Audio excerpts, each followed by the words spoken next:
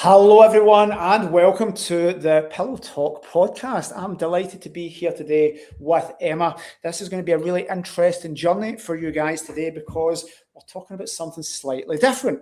This is going out live on Facebook, LinkedIn, YouTube, and possibly Instagram, and a few platforms that I'm far too old, Emma, to know about, like TikTok. So we are going to be talking today about accessible tourism, but when looking at this and chatting to Emma a few months ago to arrange this, it's a lot more than that. So I want to get that described in her words. Accessibility, inclusion, disability around properties and building a business alike around that. So Emma and I crossed paths months and months ago. I loved her story and I had to get her on the podcast. So I'm going to pass to Emma for a nice introduction about yourself and your background, and then we'll go into the business next. Okay, wonderful. Hi, everyone. So as Scott was saying, my name's Emma. I'm here from my business. It's called Perfora, and Perfora is all about improving accessibility across multiple industries. I have quite a strong focus on tourism, but we are also looking at hospitality and public venues all around Scotland. I provide specialist accessibility consultancy, and that can include audits and training and also strategic guidance for organisations that are looking to become more inclusive. And the key part of my work kind of involves advising hotels and visitor attractions and local authorities on accessible design or assistive technology and also inclusive service delivery. On top of that, I am one of you. I am a host. So I have my own short-term let as well that I've been operating for a number of years now. I think we're now hitting our 4th year as a let. And this has allowed me to be able to provide a practical demonstration of what inclusive accommodation should look like in the modern world. And we'll go a wee bit more into why I'm using a term modern world instead of traditional world as well, because there has been a shift. And I think it's really important that we recognise that and look at that. Lovely. Right, so you're an expert in your own right around the accessible tourism space, doing consultancy, helping people do that. But you've woven this into your own business and your own, we'll call it serviced accommodation life as well. So I have put accessible tourism, which is kind of the overall aspect of this, but there's words like inclusion and accessibility kind of thrown about. If you were looking at something from an accessibility and inclusion and disability viewpoint, give us a little description on that to make sure that the viewers understand what it is you do. Yeah, so of course, it can feel like a very heavy and a very big term when we're using things like inclusion, accessibility, disability. But really, when we break it down, all we're looking at is equitable access for everybody, regardless of what their ability is or if they have something that they find challenging, if there's a barrier. So inclusion really is kind of looking at the equitable access, whereas accessibility is what are the barriers that we have to overcome. So how do we overcome that? What are the strategies that we put in place? And then if you want to really kind of break it down a bit more as well, disability itself. So the best way to know about disability is from the Equalities Act of 2010. The definition of that is about people who have impairment or a substantial impact on their day-to-day life that's likely to last more than 12 months. So in the past, the Equalities Act used to cover people who had temporary impairments, such as broken bones, and also pregnancy, but that's no longer covered under the Equalities Act. So there has been slight differences and slight changes in the terminology of what is classed as a disability as well.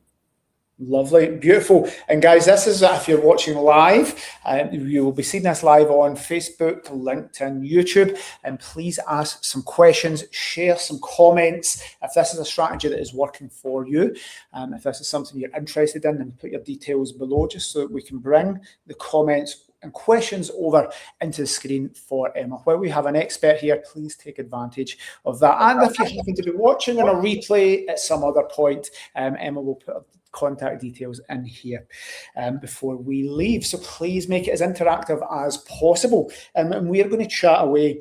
So when we were chatting previously, we were looking at serviced accommodation as a very broad term, but doing serviced accommodation, people jumping in to do rent to rents, and I spoke about future-proofing a business, and one of the elements was having an edge, having something that makes you different, and niching down into something rather than just launching properties into a market that may already be saturated, may already have oversupply, which is why speaking to you and having this conversation publicly stood out to me, because I see as a managing agent, lots of people just getting a property, sticking it on. They don't really put any thought into who the target market is. And even if they do, it's like, I want tourists.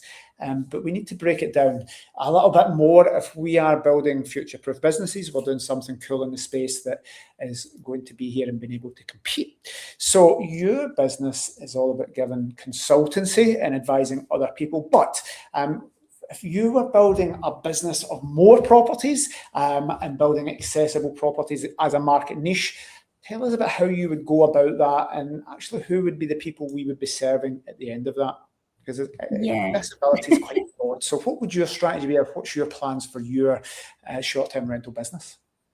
Yeah, so absolutely. I mean, there is a huge market here and huge potential. So there's a massive supply and demand gap in accessible tourism. At the moment, the demand for accessible accommodation is 10%, but the supply is actually only 7%. Now, I know that 3% sounds really small, but actually that equates to about 2 million rooms. So there's a 2 million room shortage in a tourism specifically for accessible properties. One of the problems that a lot of people start out in hospitality, accessibility, thinking about is the previous model, the traditional model and understanding of accessibility and disabilities. And the traditional model was that accessibility meant to be wheelchair friendly, but actually only 8% of the disabled population use a wheelchair. So if you're still continuing down that path as a host with that concept in your mind, you're missing out on 92% of the disabled market. So if you're thinking about moving into accessible tourism, you're going to really fall short of the target there, especially with your target audience. So to think about that other 92%, you need to think of it as a more modern concept, in that accessibility is now pan-disability. And pan-disability includes people not only with wheelchair access, but other types of physical limitations, so limited physical abilities, including limb shortages or limb impairment, should I say, sensory impairments such as visual loss, hearing loss, neurodivergence, which is your autism, your ADHD, your intellectual disabilities as well. So there's a whole host there. Not only are you then catering for people with disabilities, you're also catering for the family market, and you're also catering towards people who are retired as well, so that over 60 market as well. So when you're kind of thinking about accessible tourism, there's a huge market there, and the spending power of this market actually equates to £600 billion.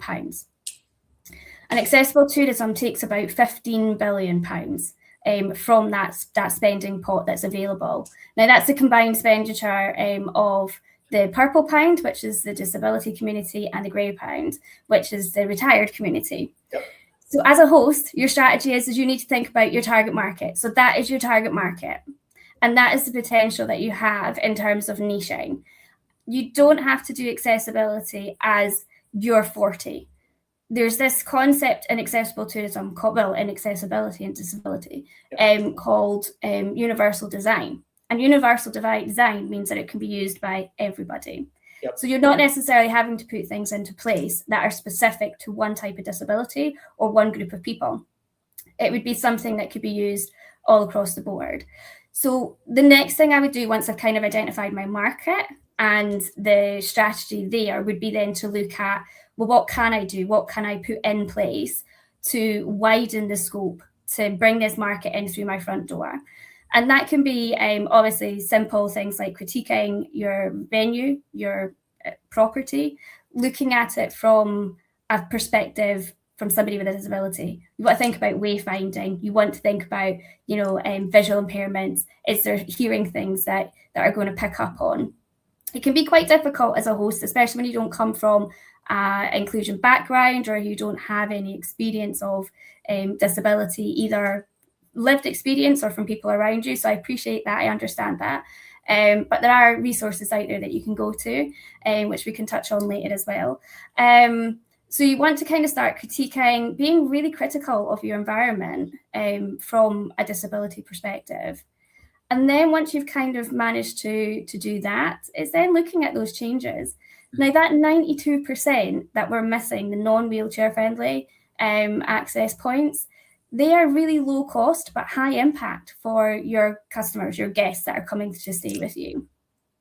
So when you're thinking about that 92%, it can be a really easy strategy plan to get into if you're breaking it down. When it comes to the wheelchair friendliness, that's when you're looking at your big expenditures, your higher cost infrastructures that you're having to put in place, like widening door frames and putting ramps in place, that kind of thing. And that's where the costs really come in. So my strategy would be to start off with your low cost, high impact. Start maybe picking like one type of disability and work towards making it better for that group of people, that niche. And then once you've managed to do that, then use your revenue to then move it to another scope and just build on it and keep building. Disability inclusion isn't one of those things where it's a one touch point commitment.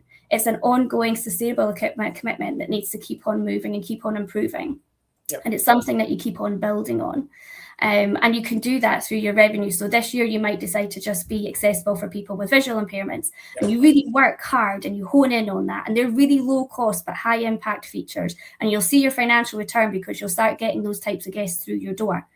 And then you'll start reaping the benefits of being in that circle of accessible tourism. Then you use that revenue, and then next year you say, right, I'm going to be more accessible for people with hearing impairments. So I'm going to start going down that road.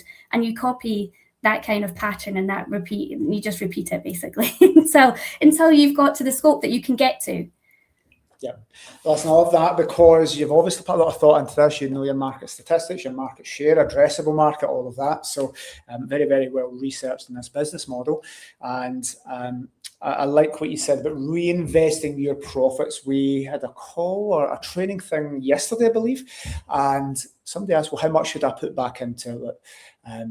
Maintenance. And I said, well, you probably want to be, depends on your business model, but putting some of your profits into improvements. So maintenance is staying still, repairing things, but then improvements. And again, the example I used for that call was, well, you get outside Jenga and Big Connect 4 for outside, all of these things to improve the guest experience. But you're taking it a level beyond that and saying, well, not only are we improving the experience, but by reinvesting the profits year on year, if you can afford to do that, you're not just making the experience better, but you're opening up to more and more demographics, which should be leading, and more features, which should be leading to higher occupancy levels, higher nightly rates, therefore more profit at the end of the year. Yeah, absolutely. So a lot of the benefits, especially in accessible tourism, you do end up with less off-season slumps. So if you're one of those hosts out there right now and you're experiencing slumps as we're coming into the winter, people with disabilities and even the older generation, they prefer to travel off-peak. So they'll help actually fill those slumps. They'll also fill your midweek slumps as well. You normally get longer stays. So most people with disabilities will travel for between 2 to 4 days, sometimes even longer, but it's a minimum 2 days. So if you're a host out there that's getting lots of one night bookings and you're thinking, how can I increase that? This could be the kind of strategy for you as well.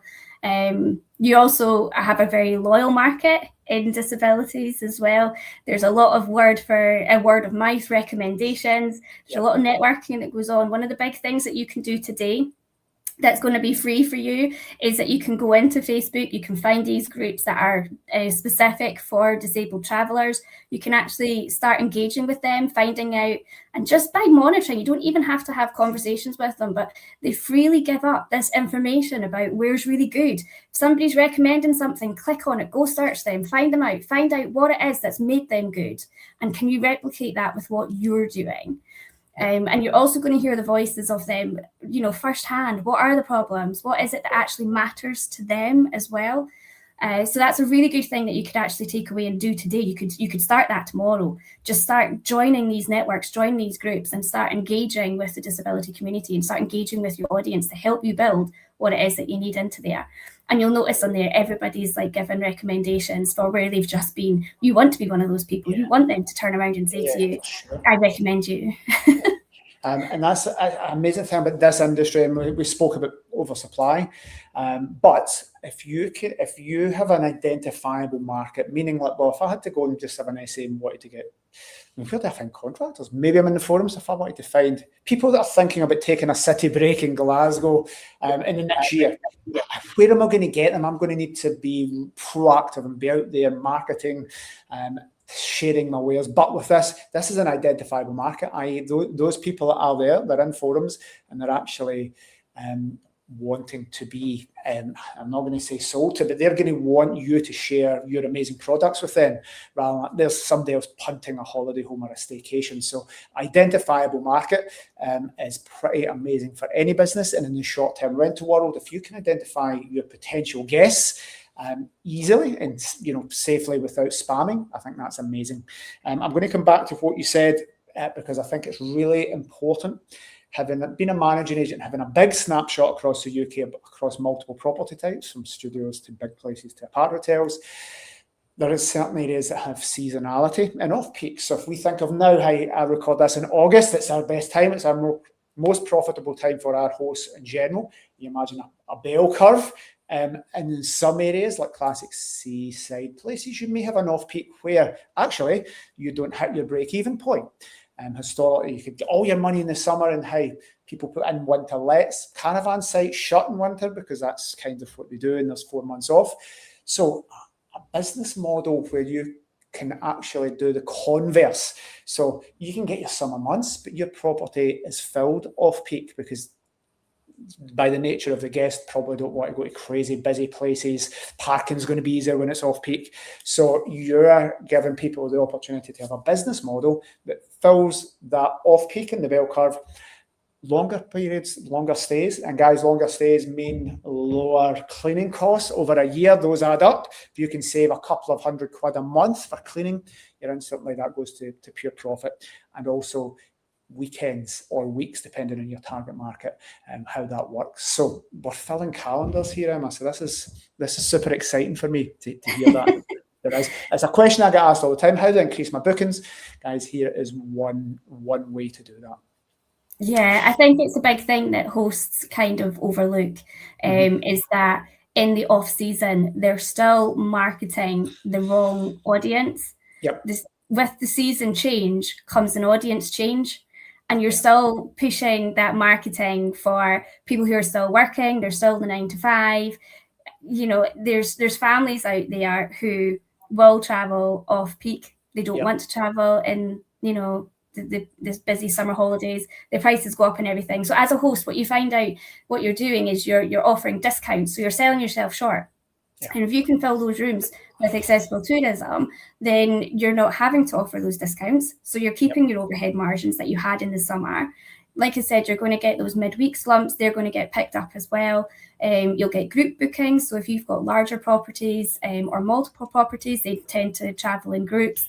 And also, if you think about the retired market, as I was saying, the over 60s, they have more time and flexibility available to them to travel. Why are they going to travel in the summer and pay twice the price when they can be traveling off peak and get a discount?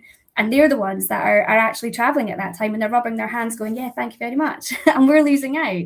So yeah, you need to think about, in those slumps, who are your market? Who is actually traveling, instead of trying to convince people who can't travel to travel?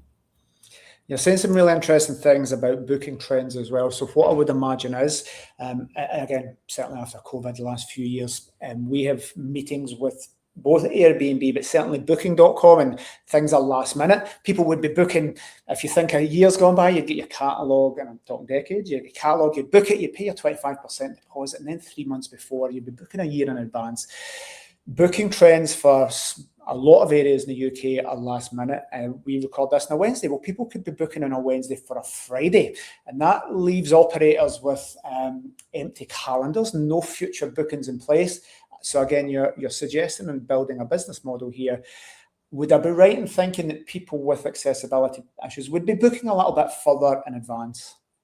Yeah, they do, absolutely. Yeah. I've witnessed it as a host. I have a family. I've had a second job before I started Perfora, and I used to get a lot of even on the day bookings. And we were getting a lot of 1 day on the day bookings.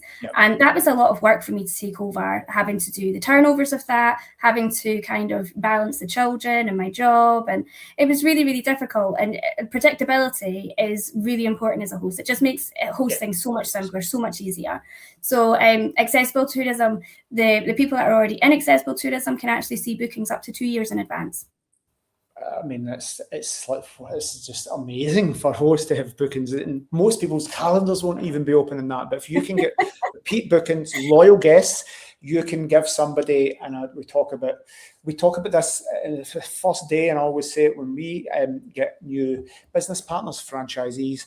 We say the first slide we put up on the big screen is that it's not property, it's hospitality. And this is about a customer experience and a customer journey.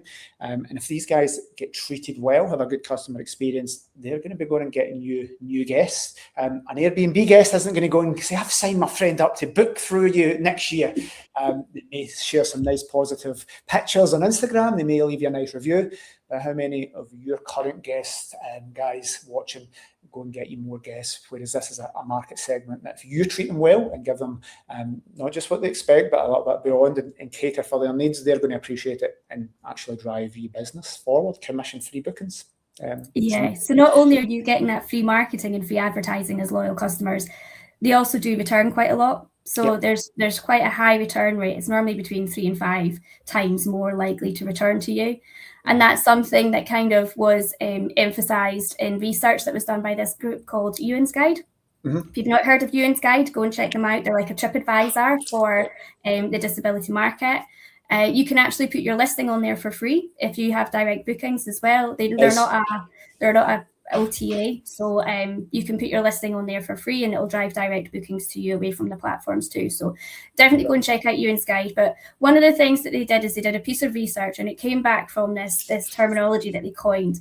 It's something that's existed in the disability population for a long time, but we never had a term for it.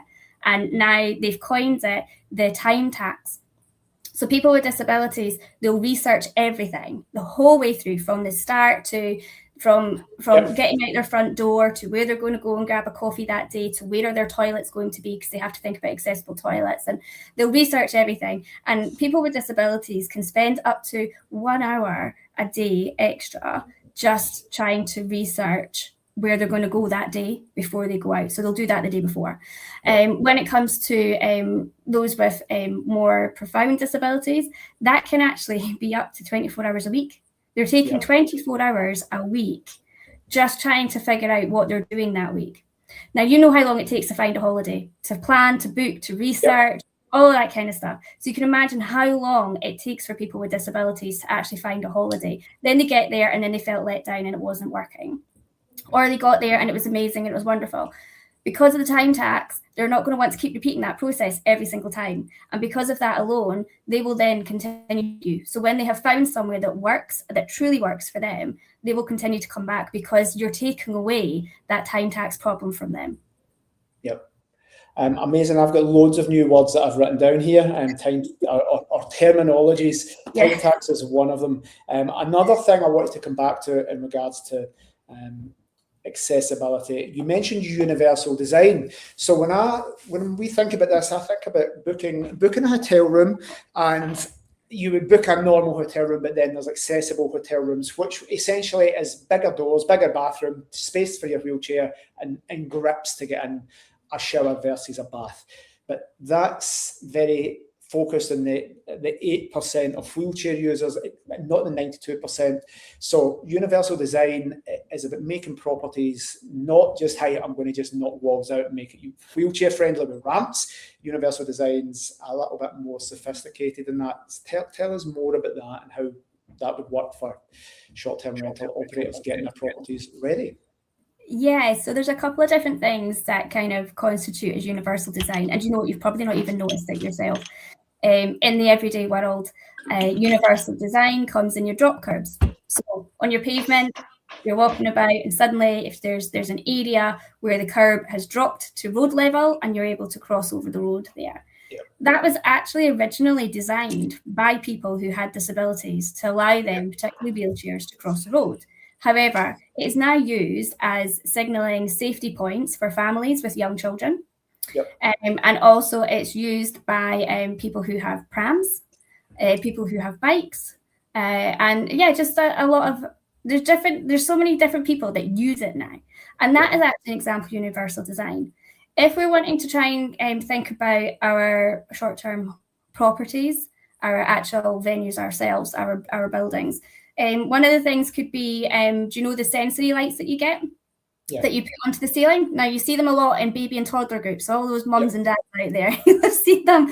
They cast all these lights and shadows and stuff. And there's adult ones now that are branded as like Aurora lights as well. So they go up onto the ceiling and whatnot. Now, you can actually use them. You can buy them really, really cheap, really easy. Stick them into Airbnb. Now, I always give them to the families that are traveling with children under the age of 1.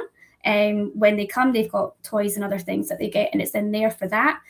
So they have that sensory input. Also, that works really well for people who are neurodivergent. So ADHD or autism, it helps calm them down. Yep. So there's a part of that overlying structure of universal design. You've put it in for one group of people, but actually other people can use it as well. Yep. Another thing that you can have is like a hand blender. So I know a host recently that went and got a hand blender for her property, and her initial thoughts were for families. They thought about that under 5 market and blending down food.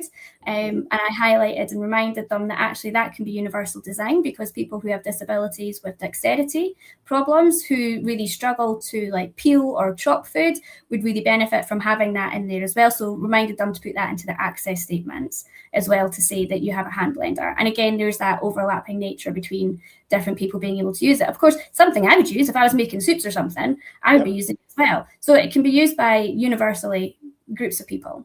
Yeah, lovely. And you touched on neurodivergence there. So a big word, but essentially we're looking at things like dyslexia, dyspraxia, ADHD, these type of things. Now, it's nice and simple for people to visualize an accessible property for elderly people or people with mobility issues. You did touch on it, but a little bit more about properties that would be suitable for neurodiverse people, because it's broader than just, because I've got dyslexia and I don't know my times table, I'm really rubbish at spelling, my handwriting is really scruffy, and my short-term memory's bad, but that doesn't prohibit me booking properties as such. So there's a spectrum of this. So explain, are there properties that are suitable for neurodivergence more than other that perhaps not be near noisy places? Go into a little bit more detail about neurodivergence and short-term rentals. Yeah, so we're all quite familiar with autism being termed as being a spectrum, but actually all disabilities have a spectrum, and you can apply that to any type. So even visual impairments, you can go from wearing glasses to having visual disturbances to being completely blind. So again, there's a whole entire spectrum there, and it's the same for hearing loss and limited mobility. So it's really important to think about all types of disabilities being a spectrum. Therefore, anything you do in terms of your accessibility within your property is also going to be on a spectrum. Sometimes you're going to be a little bit of effort, a little bit of work, and sometimes that's going to maybe impact just a few people. But actually, the same thing could impact quite a large number of people, or it could impact somebody in a really large way.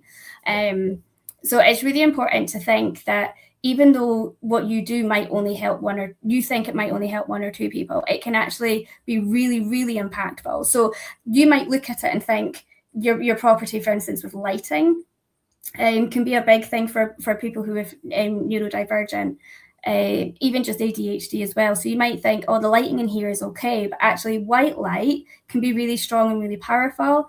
There can be lights that give off static noise that you might not actually be able to hear, but somebody who's neurodivergent could. And also you need to be able to give like light choices. So you want to either have like dimmable lights, or you want to have lamps so that they can make it quieter, they can make it softer visually for them, because we do have to think that there's a noise there that maybe we can't hear or we can't interpret. The other things when it comes to neurodivergent light as well is blackout blinds. I mean, my goodness, I have such a bugbear about blackout blinds. Nobody has blackout blinds or blackout curtains. I think we're okay in Scotland. We're not too bad. But I swear, see, when I go on holiday, I'm again, universal design from a family perspective. I'm tinfoil in my windows because my kids are up at the crack of dawn at 5 o'clock with the sunshine. It's funny because in hotels, one of the things, and they design these hotels with flashing lights and numbers that for the aircon and the TV. And I actually saw people as a business are selling dots to go and put them on. I need an eye mask, so I wake up. I follow my sleep cycles and make sure it's 90-minute sleep cycles.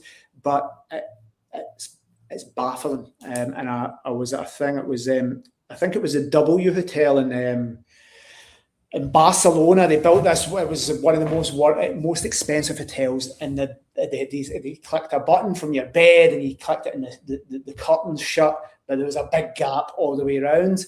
And this guy was saying that somebody has designed this with a fancy remote control to open curtains and blinds and do all these and all the lights, but actually there was lights flashing everywhere, and the curtains didn't. They weren't blackout curtains, and that's some interior designer with quite a big budget for a very fancy hotel, not thinking about what you're talking about. Yeah, it's a bit of that style over substance, isn't it? Yeah, exactly. It kind of goes on, and no doubt they charge you through the teeth for it as well. Definitely. I mean, you mentioned something there. People say to me, oh, you can buy like these blinds that you can take with you. And I'm like, but I'm paying to come and stay there. Why am I buying products to take with me? It's a fundamental. It's the same as, having to bring my own bathroom door. Why would I bring my own toilet door? Like, it's just one of those things that totally baffles me. But blackout blinds help with that light noise as well that comes out, or even blackout curtains. And they're £25 off Amazon or something. They're not expensive, So and you can buy more expensive that don't do that. It's like just simple things like that. It's thinking about things like that, but also the overlapping nature of universal design that can be used for families. But also people with migraine conditions would really benefit from that. But also if you take contractors who are doing shift work and they need to be sleeping during the day, or NHS staff, if you've got any of those hosting as well, any of those guests, they're going to benefit from that type of infrastructure in place as well. So yeah, kind of digressing a little bit there from neurodivergent. No, but it's good because we've tried to convince hosts over the years. Well, you need decent curtains, and it's a simple thing. Blackout curtains, but no, I'm not going to do it. I'm not. But and sometimes we get negative reviews. Property was great, but the curtains were poor, and I don't sleep well. And after 3 reviews, I'm convincing if you were a host, I'd say, we've got 3 bad reviews here. But hosts look at it from their point of view and say, well, it's fine for me. I sleep there, and it doesn't bother me. But it doesn't matter because you're not your guest. And sometimes you get bad reviews for what we would say is customer service failures, like not having blackout blinds. But the biggest thing there, because a bad review, you can say, if I said, Emma, I've had 3 reviews in a row, okay, go and get blinds. But it's where you don't get reviews, or you get the difference between something like that is a 3-star review to a 5-star review. It's excellence versus the expectations met. Not getting reviews, because nobody's going to give you a review if they don't get a good night's sleep, regardless of how fancy your property is. Now, one other thing that's visual, I think is, and I'll make sure I'm pronouncing this right, you can correct me, misomophonia, is that how we say it? Where you hear noise. Now, I thought this was just a marital issue I had with my wife, saying, well, you're breathing too loud. And I'm like, I am breathing, I am allowed to breathe. But it turns out that she has misomophonia, where she has to have earplugs because she hears things that I don't. And for her, there's things I'm like, that's not real. Now, that's me with the woman that I love, that I've decided to spend the rest of my life with. And it took me a little bit of time to understand that, and actually researching big, thick books that I got to understand that misomophonia was a real thing. And that's in her own house. But sounds, and if you could cater for that market, certainly my wife would say, I'm booking that place because somebody has thought about that. So it does speak quite far, even sounds. Yeah, and do you know what? That actually comes under hearing impairments. So, of course, we always think about the loss of something, but actually having something additional can also be a hearing impairment. And there's another one called hyperacusis, which means that you hear things louder. It's quite common in people with autism. So if you see people who shy away from like the toilet flushing, or they have like a really profound reaction to the toilet flushing or to hand dryers, or to like clapping and stuff, that could be that they've actually got hyperacusis. They're hearing it 10 times louder than what we're hearing it. And it can be really, really overwhelming. And really, I mean, you can imagine just how impactful that must be on you day to day. Every little noise, you can hear it. And you'll be able to hear things that other people can't hear because you're hearing things louder. So yeah, noise is a big thing. It's a tricky thing. And I've seen it on host platforms where, you know, they've had that request. They've stuck it, you know how these Facebook forums, they stick a thing up and they say, how would you comment? How would you deal with this? Yep. And it's a screenshot of a message. And I've seen it where people have said, and they've openly, you know, admitted to having a problem where they've said, I can hear static from the Wi-Fi, or they've asked, how far away is your property from overhead cables? And the comments on there I knew what you were going to say. They are shocking. They are shocking, and they go beyond discrimination, basically. If a guest knew that you as a host were saying those things, as the comments were, you'd be completely legally liable for discrimination against that guest. And if you refused a booking because of that request, you could also be taken to court for discrimination. You can't make that choice for them. All you can do is provide them with the information. And it's really important that you're not judgmental about it. And going back to neurodivergence as well, we see it with smells. People are, you know, making comments, and, you know, they're getting worked up about requests about air fresheners and plugins and, you know, incense sticks and stuff. Why do we need to get worked up about that? You know, as a host, why does that have to be a big red flag? Why does that have to be a problem for something? And I've actually seen it go as far as somebody said, there was a comment went up, and somebody put a comment underneath saying, big massive red flag, the spelling and grammar in this is atrocious. Yep. And I was like, what has it got to do anything with spelling and grammar? It could be that that's not somebody's first language. Yeah. And it could also be somebody like yourself and like myself as well, like dyslexia. Yeah. You know, I've been told by people not knowing that I had dyslexia that they wouldn't give jobs to people with dyslexia because if their job application came in with poor spelling and poor grammar, they automatically felt that person couldn't be bothered with their application. It couldn't be further from the truth with somebody with dyslexia. So there's still this massive, unfortunately, this massive misunderstanding around disabilities and what it can actually all impact. And it can impact smell, and it can impact sound. And just because somebody's voiced it, you as a host actually need to be really receptive to that. It's really rare for a guest to be as upfront with problems like that. Because they're used to being shut down, because they're used to bookings being cancelled or not approved when it comes to pre-approvals and stuff. So it is really rare for our guests to be upfront with us. And I think it needs to be commended, and we need to actually take that with an air of sensitivity when we're thinking about replying and wondering, is there actually a problem in that? What is the problem? Why shouldn't I use a homemade allergy-free spray or unscented sprays that I can buy from the supermarket instead? And again, I can see, because when you were saying about that screenshot in a host forum, I 100% know what she's going to say, because I see them every day in hosts. However, I believe if those hosts saw even this part of the podcast so far, they would totally change their opinion. And I'm going to say this because I'll clip this out. If you guys want to know how not to run a short-term rental holiday cottage, go into the host help forums, the self-management forums, and do the opposite of what everybody says. And because the comments are shocking, somebody mentioning about this, the screenshot, and it's shaming their guests. And again, I will go on and say that's ridiculous. That's racism, sexism, disabilityism, whatever that is. You're overreacting. But you would get 100 comments saying, no, you're quite right, and you should find them in social media. And again, so if you want to run a business well in this short-term rental industry, go to the host forums, go to the Airbnb self-management forums, and do the opposite of what everybody says, because they're stuck in their ways, they're complacent, they've been in the industry a long time, and we need to do things differently. So you mentioned something else that I think is great for people building this type of business, and I want to wrap it up and we've plenty of time, of how you can help people, why people should do this, how we actually physically implement this into properties.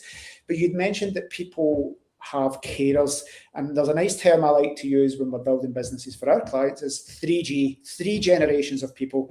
You've got the grandparents, the mums and dads, and then the kids. Now, this could be 4G because those kids now can have grandkids. So 4 generations, and that's a great business model. Why? Because this needs to sleep 10 people. But if you have a property that is under this business model, you actually get larger group bookings because one, somebody might have a carer or a family that takes care of them, or a carer or a family member is taking a group of similar people away on a trip. So do you find that this can actually work well with larger properties? Yeah, absolutely. I mean, you've kind of hit the nail on the head there with it. So group bookings, the uplift when you are accessible rises to between 20 and 30%. And that has been researched, and that's across UK and EU research that has happened. So that's across accessible tourism within the EU as well as the UK. So you can see an increase of like 20 to 30%. And that's because when you are able to have group bookings, you are then marketing care groups, you're marketing towards respite organisations, also charities, and then, like you say, you've also got your multi-generational family group bookings as well. You might find as well that sometimes somebody will come and stay with you, and they might realise that, oh, this would be a really appropriate place for, you know, my gran or my mum and dad when they have somewhere, so I'm going to tell them about that. So even if they've not travelled with them at that occasion, it is something that they'll bear in mind in the future, or they'll pass it on to them as well. So again, you've got that outreach as well. And as I said, we don't have to look at accessible tourism as one of those things that is going to be your niche and you're not going to do anything but accessible tourism. Accessible tourism should be added on to what you're already doing. So you can still cater towards the mainstream market, when and as you need to, but then you can also use accessible tourism as well to kind of plug any of your problems that you're having with occupancy and things and your revenue. So when you're looking at group bookings, they do tend to be quite high value groups. So if you do have that multi-room and that multi-space or even multi-property, and you've got accessibility built in there, then you're really setting yourself up. So the supply and demand gap for large families as well is actually 2%, is currently the supply in hotels. So the hotel industry have 2% of rooms available to accessible families. So this is one of the really important things about being a host, is there's a massive issue happening in hotels and a massive opportunity because you're plugging that gap. You are accessible to families and families that have disabilities or that older generation that need age-related ailment considerations that universal design will overlap with. And I love that because we are sometimes as individual operators or individual hosts needing to compete with a large multi-billion-pound hotel chain like Hilton or Marriott. But this gives individuals an opportunity to compete and beat these big multinationals on a specific thing. So I love that. Now, I had heard of the pink pound. You've taught me about the purple pound, which is what we're talking about here, but the grey pound as well. And a confession that I would make around the grey pound is I had somebody, and it was a normal ex-local authority quarter flat, and they gave a bad review and wanted a refund because the front steps were too big. Now, I happened to be there and I looked, and they looked like normal size steps for me. And this is somebody that has been in the industry for 20 years, doesn't discriminate, looks at these business models, wanted you on because I see the opportunities to not just make money, but provide an amazing service in a niche market. And so servicing these guests is brilliant. But this was one, and I thought, is that a reason to just want a refund? But I had heard the term bungalow legs for old people that lived in a bungalow and then had to walk upstairs. So if you've not walked upstairs in 5 years and then tried to walk upstairs because you're in a bungalow, you have bungalow legs. But the grey pound here, with all of it making, so I suppose there's properties that suit this quite normally and without much change, but you could go for the grey pound here for accessible properties. And I don't mean bungalow legs because that's been very generic, but marketing properties to people that need limited mobility, for example. So the grey pound, tell us a little bit more about that. Yeah, so the grey pound in itself then is about £350 billion. There's your number. The statistics, that's fantastic. There's your number. So that's the spending power of the grey pound, and the grey pound is currently looking at the people who are over the age of 60. Yep. And they can sometimes have age-related ailments. Sometimes they don't. Sometimes they're faring pretty well for their age and things. So it is about the collective spending power of that group of people. Yeah, so as I was saying, it is quite a big market. With that property that you were talking about specifically, I think there's a theory in accessibility and that we really have to kind of debunk, and I really want to kind of get it out.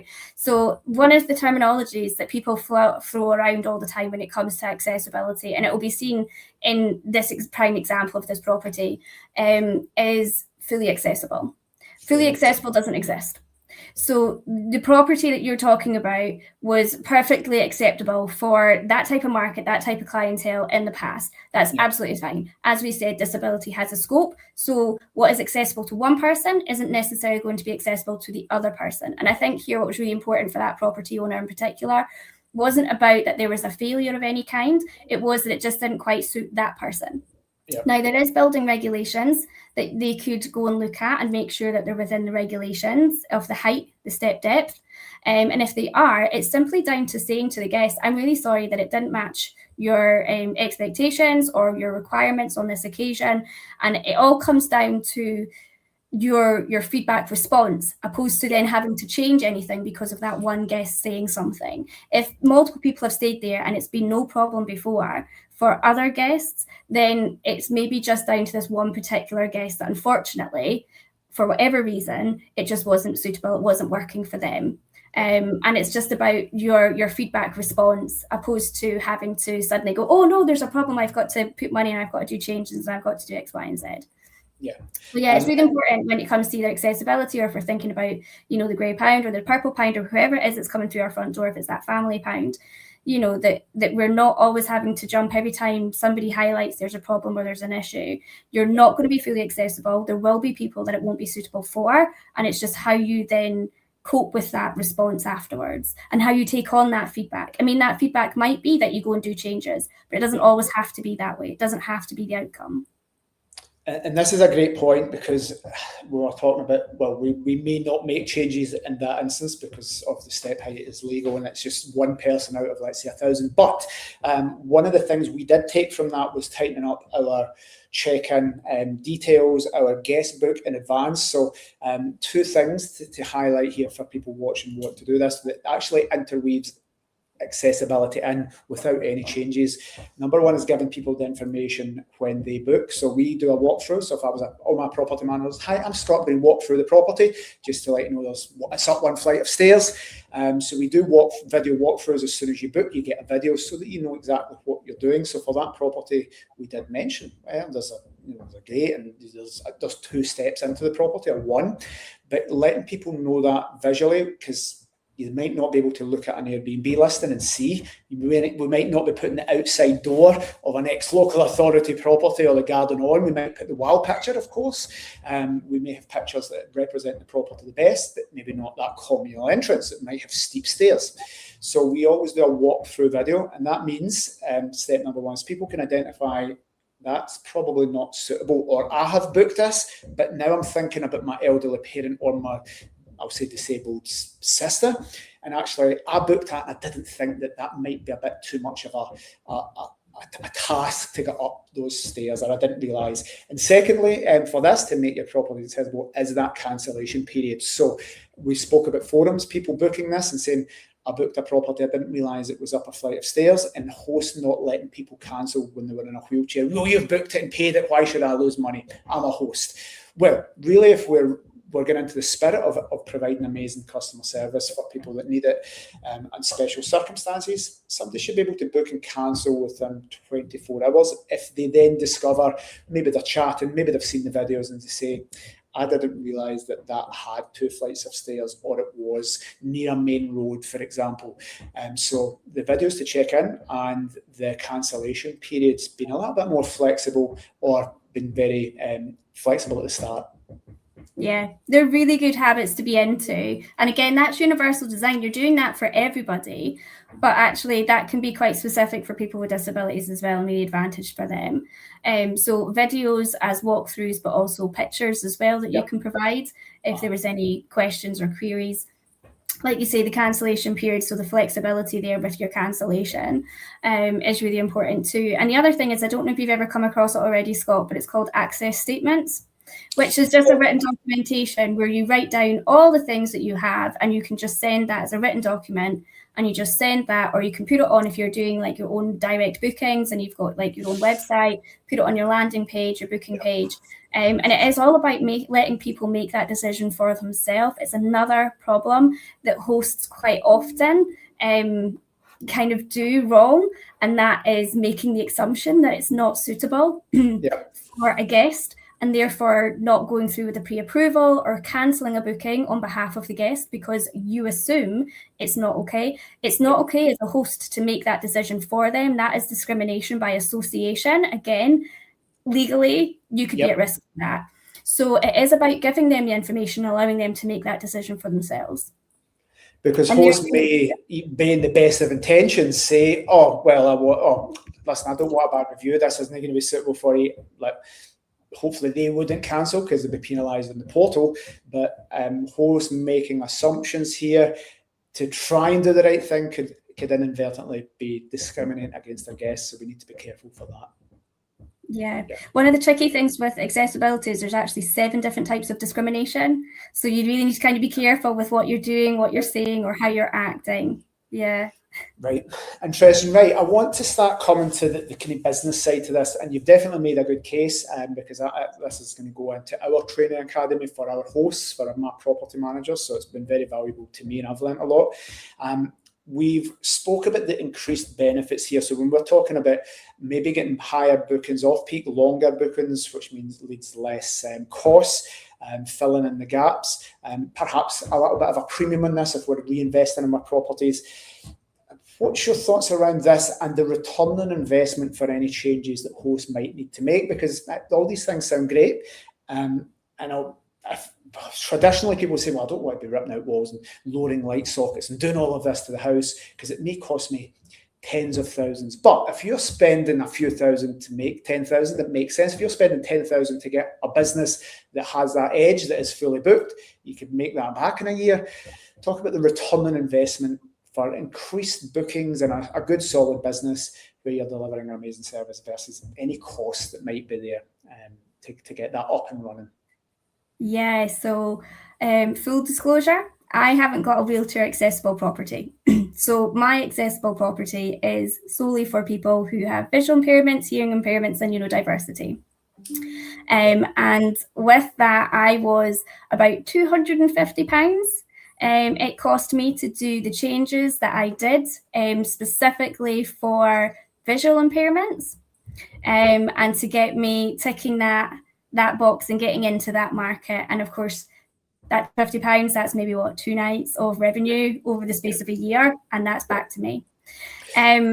Statistically, looking at research and stuff, as we've said, there's the length of the stay increases. That's normally up by about 2 to 4 nights.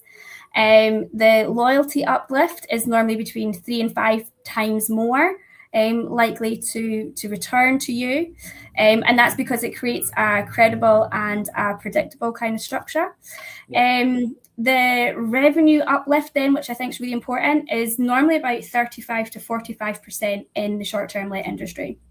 In the hotel industry, it normally caps at about 30% maximum. But in the short-term let industry, as we've said, you've got a bigger opportunity there, especially when you're catering for families and you're offering things that hotels can't, and that's along the lines of your private kitchens, your private bathrooms, the extra rooms and spaces at which to commune in and to live in. You're not stuck in just one room, and a lot of families prefer that, especially when you've got young kids that need to run energy out and things. So the privacy of that really kind of increases. So your revenue uplift is normally about 35 to 45%. And then your occupancy up rate normally goes up to about 40 or 60% because it's plugging those holes, it's plugging those gaps that you previously had as well. So there's quite a lot of uplift. And accessible tourism, so at the moment, the most recent study said that accessible tourism is the fastest growing segment in the tourism industry. Really? And the statistics on that is that accessible tourism, what was it called? The capital, I had to write it down because I couldn't remember. It was the compound annual growth rate. So the compound annual growth rate is actually 12.3%. When you compare that to mainstream tourism, it normally typically grows between 3 and 5% annually. Yep. So accessible tourism, all these benefits have been recognised now, and now we have the statistics to back up what everybody thought and what everybody was seeing, and now we're actually seeing that in the wider market, that we've now got that 12.3% increase on every year compared to our usual 3 to 5% in mainstream. Lovely, and you definitely know your statistics. You had mentioned the time tax here, and I'm going to link that as people putting a little bit more effort into a little bit more planning because they need to. But one of those things would be searches online, and I'd written down AI because a big thing we're doing at Pillow is make sure all of our listings, it's not SEO, I guess AEO, it's all changing, and things coming up, and that synopsis, that 4 bullet points, bringing things together, that research, the research that these people will be doing and the search in general will classify as AI. And I would imagine that the results that this pings out, you can get to the top of search rankings, again, above Premier and all of these multi-billion pound hotels with hundreds of millions of pounds of marketing budget by offering this, and AI is going to pick you up. So that's in line with the annual compounding, I would imagine, as well, of being able to be found a lot easier in a very crowded marketplace. Yeah, like I say, short-term let industry is crowded and is getting more and more crowded, but you do have an advantage there. You are getting no, please. Sorry. It's the end of school. That's all right, don't worry. It's the end of school. Yeah, so you do have that competitive advantage over hotels. There is definitely a clear distinction between, your big hotels and your short-term let industry. And then it is getting more and more saturated. All the licensing changes that are coming in might change that slightly. We saw it in Scotland where, the market kind of dipped a little bit, where people were kind of leaving the industry. But I think that's starting to kind of pick up now that it's settled and there's more understanding around what licensing and everything requires. But it is a difficult market. And like I said, there is that demand and supply gap there, especially when you're looking at families as well. Yeah. Listen, I've written down so much, and I think we'll need a second podcast to cover it. I wanted to finish up just by coming back to you because you've given amazing value to our audience. As I said, this will go into a Pillow Partners training academy for our team because I want all of my property managers learning this, and I'm going to send it to all of our hosts because I would love more of them to be part of this. And you're definitely the expert. You've wowed me with your figures and your knowledge of the market. So your business here of offering consultancy, how could people work with you firstly on this, and what's your ideal customer here? If somebody was watching thinking, well, everybody will be watching saying Emma knows her stuff, but if people wanted to use you for a consultant or helping them, how would they do it, and what's your ideal customer? Yeah, so I have put my consultancy online, so to speak. I can't be there for everybody. When you think about the market, the industry, it's huge. So what I have done is I've taken everything that I have done in my short-term let, and also everything that I know about the industry, and I have actually put it all online into a course.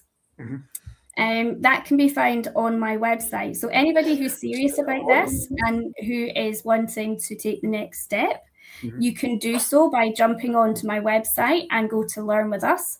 There's a comprehensive course there. It covers everything from the language that we can use, disability awareness. It goes through how to audit your own property. So it actually teaches you how to critique your own property.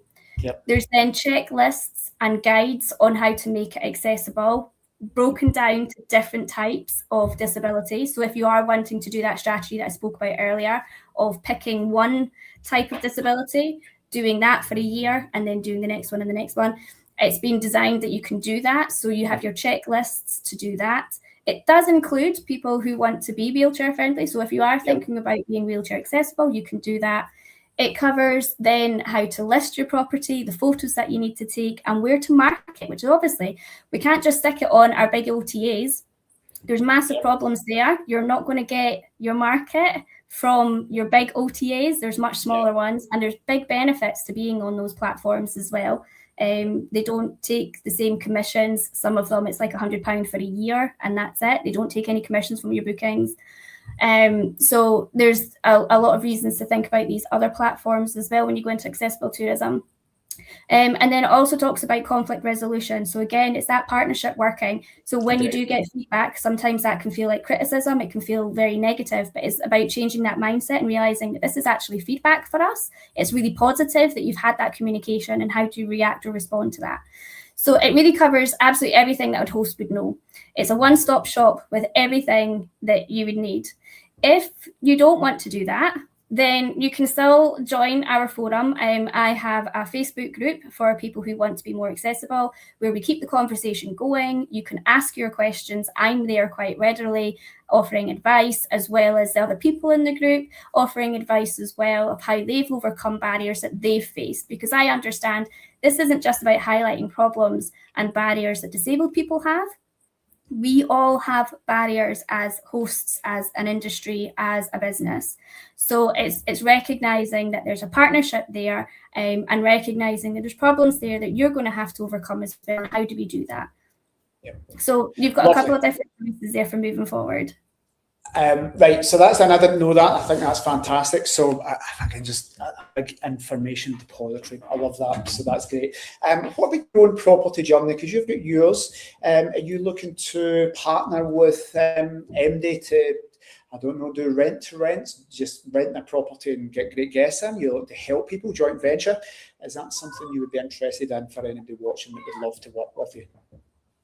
Yes, so absolutely. I am looking for my own rent to rent, specifically to become more accessible for autistic families. Well, Michelle's, just a minute. Michelle from next door. It's fine, I'll be there in a minute, okay?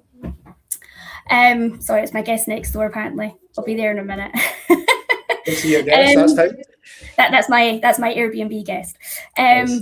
But yeah, so I am looking for a rent to rent. I'm looking for either a property where I can be for autistic families in particular, but I'm also looking at a property to become wheelchair accessible as well. So I am looking at expanding my portfolio at the moment.